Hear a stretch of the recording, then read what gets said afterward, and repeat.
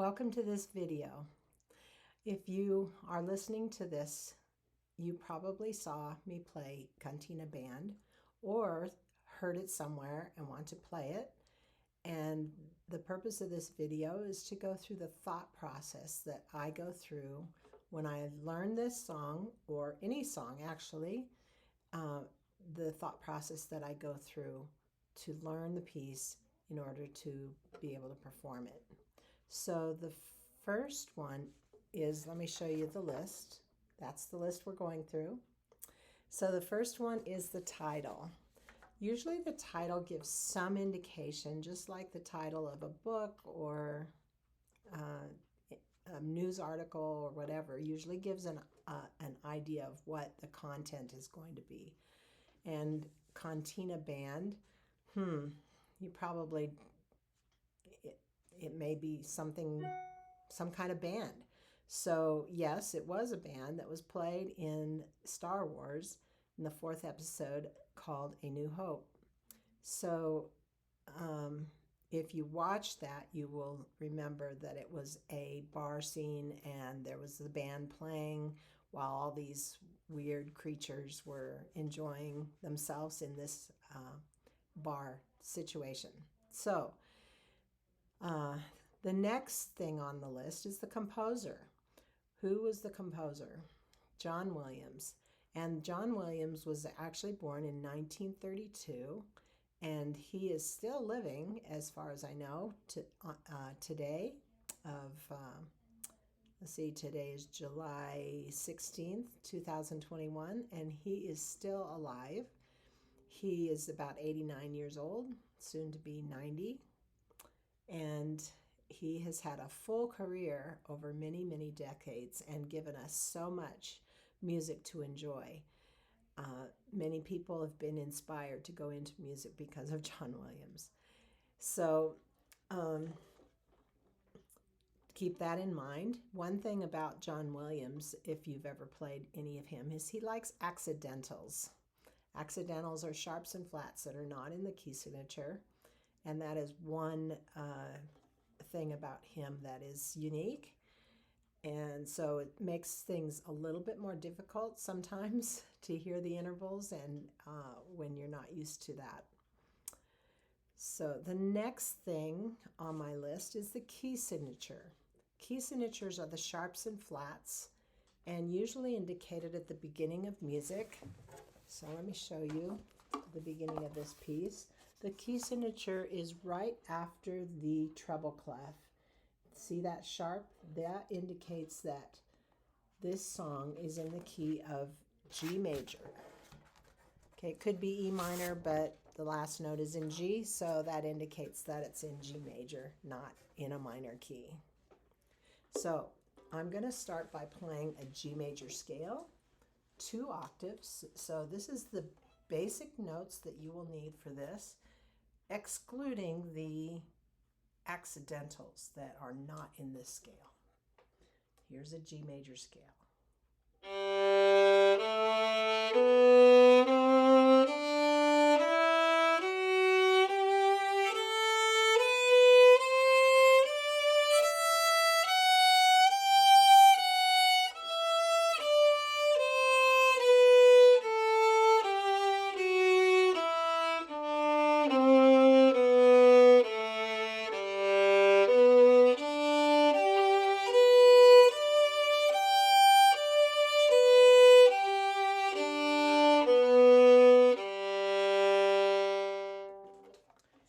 When I play the scale, I play 2 octaves, and on the way up I go open string on the open strings, and on the way down I play 4th finger, if you notice that. And after I play the scale up and down, I play the arpeggios. So this is not a video to learn the scales per se, but if you need help with that, I have other resources to learn that.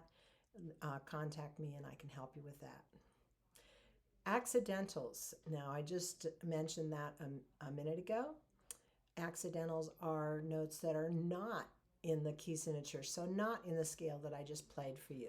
So in this song, you'll notice that there are A sharps, A naturals that go back to the A that's in the key signature, B flats, C sharps, and they would be the notes that are not in the song. So let me show you here. This is the first one per se. This is an A sharp. This is an A sharp that goes back to an A natural. This is a G sharp. Okay, here is a G sharp, A sharp, A natural, G sharp, A sharp. Here's an F natural, and here's an A sharp. So you see, going through it, you've got, a lot of those same sharps keep reappearing and naturals. So that's real important to take note of when you're going through it. Let me show you an A sharp. An A sharp is actually the same as a B flat. So that's an enharmonic tone. An enharmonic tone is a note that is the same note, but it's spelled differently. Just like you have two names, this is the same note, but it has two names, an A sharp or a B flat. Okay, there's a G sharp. A G sharp is played high 3 on the D string. So here's open 1, 2, 3. If I move that up a half step, that's a G sharp. There's also a C sharp and a C sharp. If on the G string, open 1, 2, 3, I move that up a half step, that's the C sharp.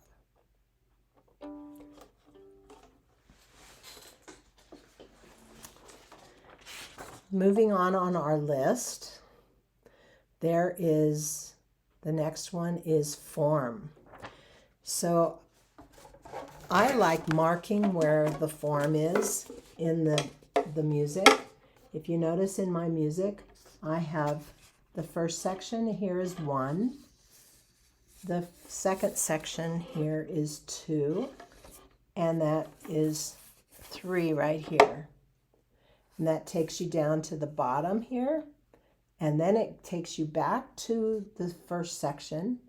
You play that again. And then it says coda. So you drop down here where it says coda and play that last line. So I like to have a very good idea of what the structure of the piece is. Each of those sections, 1, 2, and 3, have 4 phrases. And that's actually our next point on our list, is the phrasing. I like to think in terms of phrasing because from the beginning to the end of the phrase, I have direction. I'm not just playing one note randomly, one right after another, but from the beginning of the phrase to the end of the phrase, I have direction. So if you noticed, I marked the phrases in this piece with parentheses. Each phrase, each section has 4 phrases. So that's a fairly easy structure. And then we go on to the next thing, which is time signature. I look over the whole piece and I look, what's the time signature? And it has a C with a slash. This is where the time signature is. After the clef sign, after the key signature, there indicates the time signature. And there's a C with a slash. A C without a slash means common time or 4/4 time, which is very common and typical in music. But when you put the C, they want you to have more of a feel. Instead of in 4, 1, 2, 3, 4, you think in 2. So 1 and 2 and 1 and 2 and that makes it have more flow to the song. All right, the next is fingering. So I go through and I make sure that all the fingering is correct in the whole piece. So what is it all going to be in first position, or is it going to be in different positions? And for me on this, the first section is in first position. The second position is in third position, except for the last phrase, which is in first position. The third phrase, the third section is uses 3 notes in third position. The G, which is the genius of John Williams. He uses 3 notes to play this amazing section. And we'll go through that in just a minute. Okay, dynamics. The next thing I think about is dynamics, because if I played the song all the way through, all the same way, it might be boring. So I say, how can I make variation on the dynamic variations from pianissimo to fortissimo? And that's from the very softest to the very loudest. In this song, I see it starts in MF, and it stays there. It has crescendo and diminuendo, so I want to make sure I get that in the phrasing there. The second section has a crescendo at the end, and the last section in the third section has a forte, going down to a mezzo piano, a forte, and then diminuing at the end of the phrase. So I want to make sure I get that. The coda, again, has a crescendo, so I want to start softer and go to the loudness at the end. The next thing is bowing. I didn't really make that many changes to the bowing. In fact, I didn't make any changes. I kept it the way they had it, and I put a few bowing indications just to help me know what direction I'm going.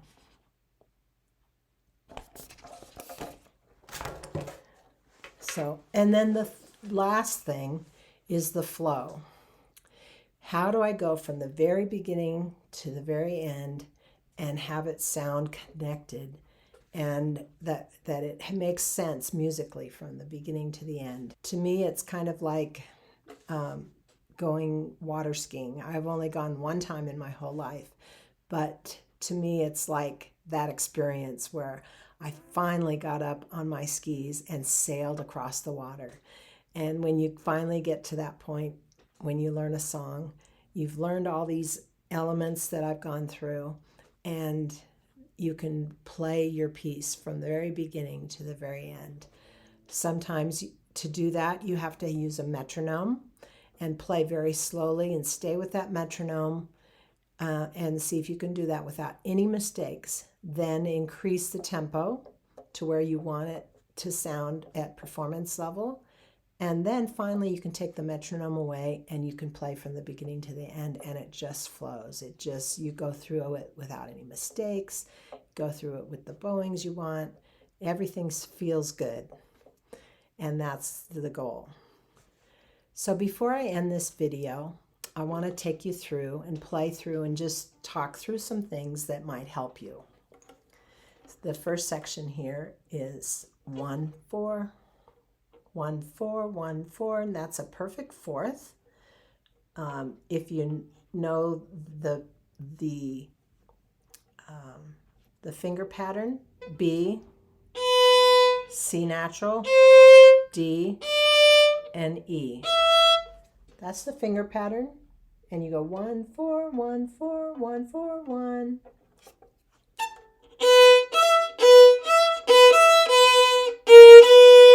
Right here, I do go back and play 1 on the A sharp, 2 on the B. That is a half position. So, and then I play the next 3 notes and in half position. So there's 1, 2, 3, 4, 5 notes in half position. Then I go to the high 3 Bring it back to G natural. Now I'm on the second phrase. Okay, so that's repeat. Another thing that's in that is in the second measure of that section right there. 1 4 1 4 1 4 1. That last 1 4 1 is syncopated. That means it's not on the beat. It goes off the beat, 1 and 2 and. Syncopated. Okay, then half position again. And that's only 2 notes in half position. Then go 4 on the D string, high 3, and then here's syncopation again. And then you're just doing this pattern on the A string. Then you're in the third phrase again. Third finger in regular first position.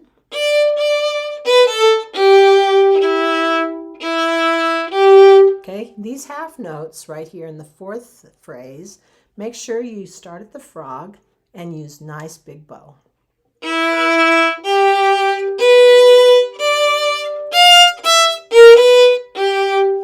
Now here at the end, it's also syncopated. The last 3 notes are syncopated. You could go 1 1 3 or 1 2 3, whatever is easier for you to get that 3 in tune, but make sure that the 3 is, if you have tapes on where that 3 is supposed to go, make sure you get it on the tape. All right, second section. Those 3 notes, first 3 notes are in third position. Put 1 where the 3 would go, then a whole step, and then a whole step, like that. Okay, then three measures later, you're going to have an A sharp where that 2, instead of being a whole step, goes up and makes a half step with that 3. Okay, so like this.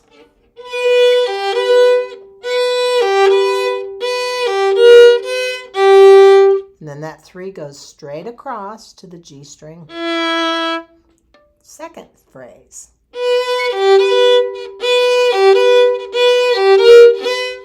Back to A natural. And here you can play open D. Back, get your fingers 1, 2, 3 all set. Squeeze that 2 close to the 3, so it's an A sharp and a half step to the 3. Straight across to the 3. Now go to first position for the last phrase there. High 3.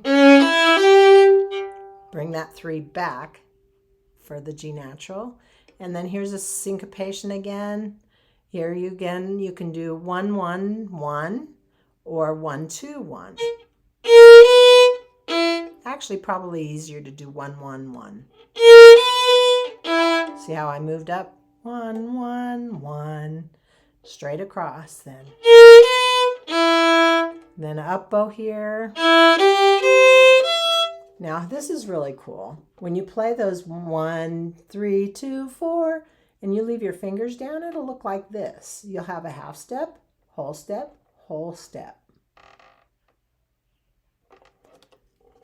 And then same thing. 1 1 3. 1 1 3. All right. Third section. Only 3 notes. 1 where the 3 would go. This is third position. And then an A and then a B flat. So watch. I'm just going to play it through. The hardest part of this is the rhythm. So just listen to me play it and hopefully that'll help you with that rhythm. Okay.